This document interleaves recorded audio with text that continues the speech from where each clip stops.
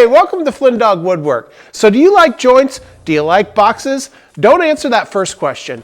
Today we're going to talk about a trip that I recently made to Rockler, and I purchased a Rockler Box Joint Jig. Let's see how this jig works and see if it's any improvement from my homemade jig.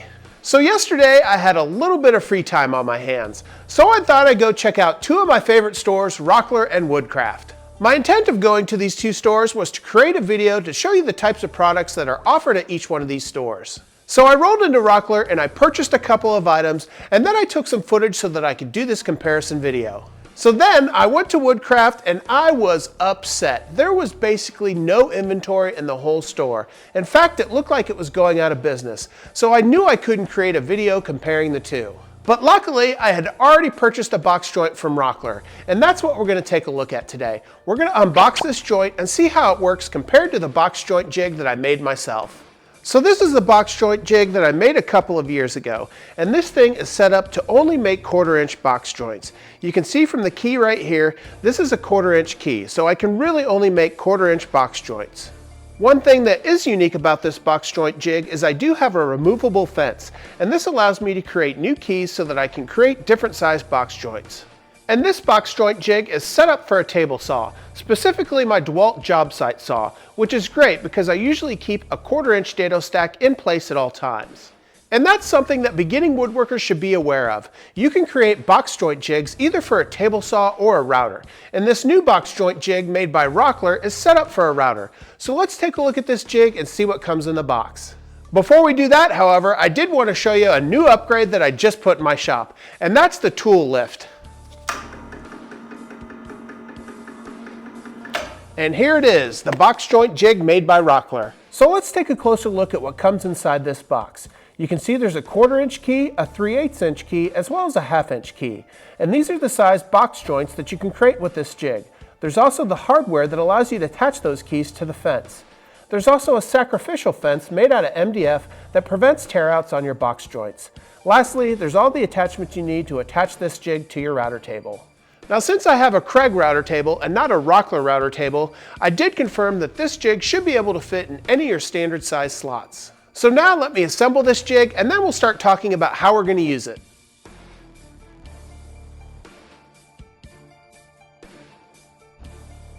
So setup on that jig was a piece of cake. It took less than 5 minutes and I ran into no problems whatsoever. The directions are clearly labeled and there should be no issues with assembly.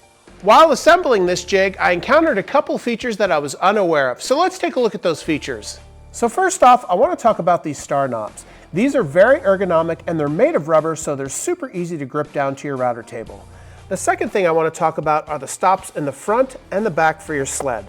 This makes sure that you don't go too far forward or too far backward when you're creating your box joints. Lastly, there's a couple of notches here and back where you can easily slide your extra keys in for storage.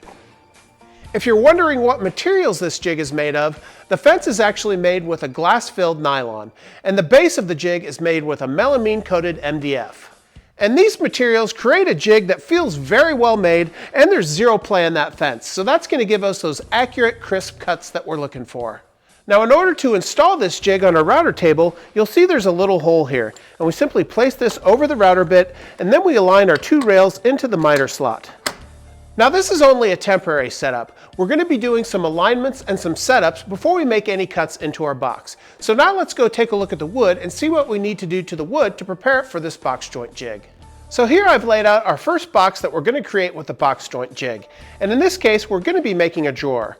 Now, the first thing we want to do is to set all the pieces on their sides. And you'll see I've already created some labels on here to make sure that we know which sides are on the inside. You can see I've labeled the first one with an A, the one on the left with a B, the one on the bottom with a C, and the final one with a D. I've also labeled the bottom with a B and the top with a T on each one of the pieces. It's these labels that will make our cuts just a little bit easier once we get to that stage. Now let's go over to the jig setup. So the first thing that we want to do with our jig in place is we want to raise our router bit so it's exactly flush with the width of our material. Now, one thing that's a little bit of a design flaw with this jig is if you have a router lift.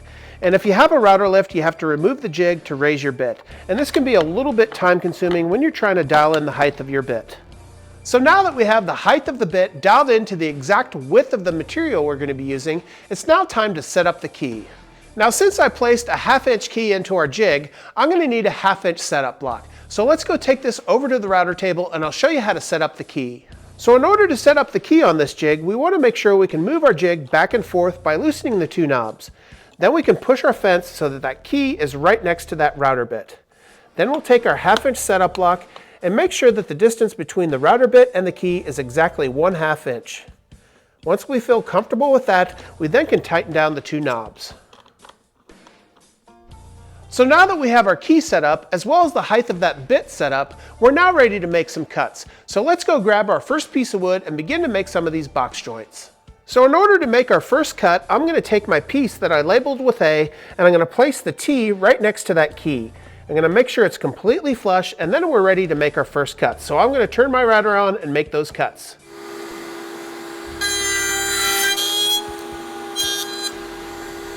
So now that I've done my first cut, I'm simply going to place that notch on top of that key. Then I'm going to make my second cut and continue to walk the board across the width of this piece. So let's go ahead and do that right now. So now that I've made the cuts across the entire width of this board, I'm now going to take my piece and flip it end over end. And I'm going to repeat the process on the exact opposite side. So now that we've created all the notches on the A piece, we're now going to move on to the C piece, which is the exact opposite side of the box. And we're going to start in the same fashion with the T facing the key. And we're going to run the board across the width of the board. And then we'll flip it over on end and repeat the process. So let's get started with that.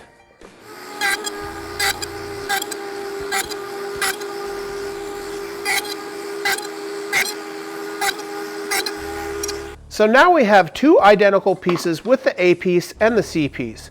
Now let's move on to the D and the B piece. So here's a look at what we have so far. You can see that we have the A piece and the C piece cut out and ready to go. Now it's time to work on the B and D piece that are the adjacent pieces to the A and the C. So if you remember from before, we placed B's and T's on each one of these work pieces, and the B's indicated the bottom and the T's the top. Now when we're cutting out any of the adjacent pieces, we always want to make sure that the B's are touching each other or the T's are touching each other. We never want to touch a B with a T. Now this all may seem a little bit confusing, but it's really not that complicated.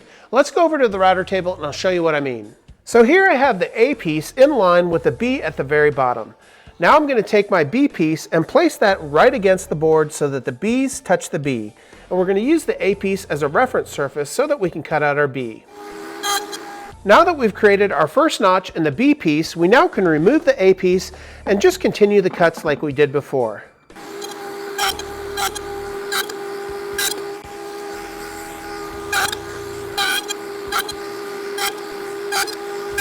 Now that we've created all the notches on the B piece, we now can move on to the D piece, doing the same thing, only using the C piece this time.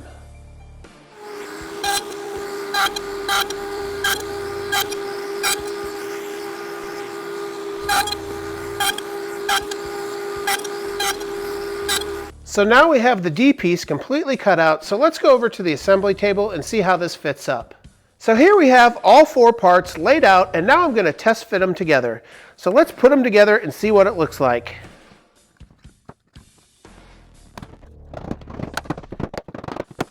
So now that we have this box fitted together, you can really see how well those box joints turned out. Now they're a little bit proud, but I always like to have my box joints just a little bit proud. You can always sand them down, but if they're too small, you can never add more material. So one of the nice things about box joints is that they're pretty much self-squaring. And as I put my square in here, you can see that it's perfectly square. Now if it is a little bit out of square, it's easily adjustable just by shifting the box from one direction to the other. You can also see by looking at the top of the box that it's almost completely flush, which is what you're looking for when you're doing a perfect box joint. So this is great. This is going to be an excellent solution for me in the coming year as I create a lot of shop furniture to get rid of all this clutter. The only thing left to do on this drawer is to put a bottom in, so let's go do that over the table saw. So let's unassemble this box and start putting in the bottom. Now, one thing you want to consider before putting a bottom into a box like this is which is the front and the back of the box, as these are the two sides that you want to have the scar from the dado that you're going to run through the bottom of the box showing. In the front, you're going to have a faceplate so it won't show there, and in the back, it won't be exposed so nobody will see it there as well. So in order to do that, you want to find the appropriate setup block, in this case a 1/2 inch, so that your table saw blade will run through the front prong and the back prong of the side instead of the fronts. So now we'll take this 1/2 inch setup block and set up the fence on our table saw so that the blade is a 1/2 inch from the fence, and then we'll begin to make the cuts for the bottom of this box. So with our 1/2 inch setup block, we'll place it against the blade, move our fence over, and lock it down. Next up, depending on how thick your stock is, you want to lower your blade so that it's only half the width of the thickness of your material. In this case, it's a 1/2 inch. Lastly, you want to take the markings that you made in the very beginning and find the bottom of each piece. Then you can run each piece through the table saw, creating a little bit of a divot so that you can slide the bottom in. So since I have an 1/8 inch curved blade and a 1/4 inch plywood for the bottom, I'm going to have to make a couple of passes. So I'll adjust the fence over just a little bit each time until I creep up on that perfect fit.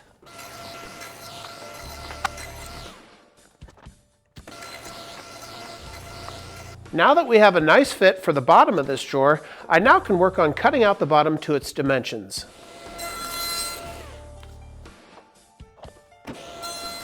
So here's that box completely fitted with that bottom, and it came together very nicely. Now I did want to show you a couple of things up close. So if you remember from before, I said it's really important to figure out what the front of your box is and the back of your box. That's because two of the prongs will have little notches cut out in them where you created the slot for the bottom of the box. Now this is okay for the front of the box because you'll be putting a faceplate on that drawer. And in the back of the box, nobody will ever see it, so it really doesn't matter. So after it's all said and done, I really couldn't be more pleased with this box joint jig from Rockler. It was quite easy to set up, and I couldn't be more pleased with the results we got from the first box we created. I fully intend on using this jig to create all the drawers I'm going to be needing when I do all the upgrades to my shop this summer. Well, that's going to do us for today, folks. I really appreciate you joining me on checking out this box joint jig from Rockler. These things go for about 90 bucks a piece, and I think they're well worth the money. If you haven't already, make sure you hit that subscribe button, leave a like, and leave a comment. Until next time, take care as always.